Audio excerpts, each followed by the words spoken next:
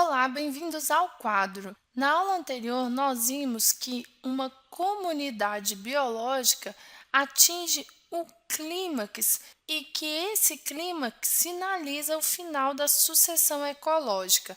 A comunidade clímax é estável e tanto a biodiversidade quanto a biomassa, quanto as condições climáticas da região onde está instalada a comunidade permanecem constantes. Mas uma comunidade sofre a influência de alguns fatores que vão afetar a evolução do ecossistema, a evolução daquela comunidade. E quais fatores são esses? No geral, são fatores que estão relacionados ao clima e também fatores que estão relacionados ao solo, ao tipo de solo daquela região. E nesta aula nós vamos falar sobre os fatores que estão relacionados ao clima. Vamos lembrar que o planeta Terra está a uma distância ideal de uma grande estrela que vocês conhecem como Sol. E o Sol é o responsável pelo aquecimento do planeta Terra.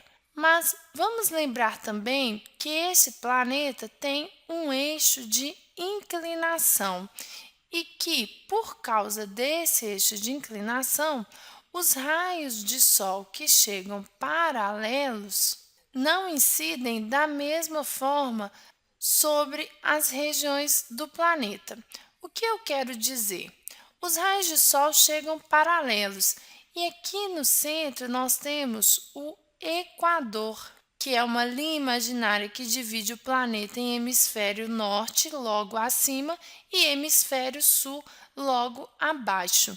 Na linha do Equador, os raios de sol incidem perpendicularmente à superfície da Terra. Já nos polos, a incidência de raios solares é oblíqua. No que essa incidência diferenciada implica? Na distribuição do calor pela superfície da Terra. Eu já fiz aqui para vocês uns círculos para representar essa distribuição do calor. Aqui na zona do Equador, a quantidade de energia que chega na superfície vinda do Sol aquece pequenas regiões da superfície terrestre, enquanto a mesma quantidade de energia incidindo nos polos aquece regiões muito maiores da superfície, áreas muito maiores da superfície da Terra. Ou seja, na região do Equador, como a quantidade de calor por área é muito maior que nas regiões dos polos, a temperatura nessa região do Equador também é maior. Existe também uma influência devido ao eixo de inclinação da Terra, que é de mais ou menos 23,5 graus. Essa inclinação e também devido ao movimento de rotação da Terra faz com que os hemisférios recebam quantidades de calor diferentes ao longo do ano. Por exemplo, no início do ano, a duração dos dias no hemisfério norte é menor, ou seja, o hemisfério recebe menos calor e por isso as temperaturas caem. Um outro fator que nós também podemos mencionar é o efeito estufa. Vocês já sabem que a atmosfera é a camada de ar que circunda todo o planeta Terra. E a atmosfera é capaz de reter o calor do Sol nas regiões próximas à Terra e fazer com que ele se acumule aqui mais próximo da Terra. Este é um fenômeno natural que é conhecido por vocês como efeito estufa.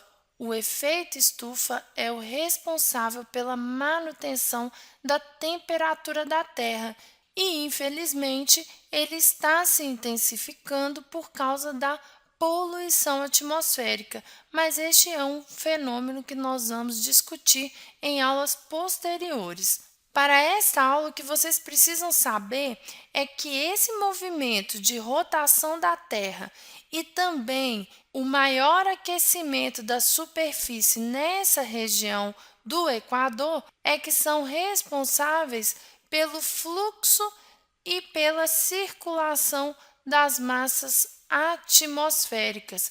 Esse fluxo se dá sempre do Equador em direção aos polos e ajuda a distribuir o calor por toda a superfície da Terra. Essas correntes de ar são correntes de convecção, onde o ar mais quente sobe para altitudes mais elevadas, criando uma zona de baixa pressão próxima à superfície, que é tomada pelo ar mais frio. Também, num efeito combinado entre a circulação dos ventos e a rotação da Terra, surgem as correntes marítimas, que também contribuem para a distribuição de calor na superfície da Terra. E um fato curioso é de que as correntes no hemisfério norte circulam no sentido horário, enquanto as correntes no hemisfério sul circulam no sentido anti-horário. Bom, pessoal, é essa distribuição de calor que vai influenciar no desenvolvimento das comunidades nos diversos ecossistemas espalhados pelo planeta.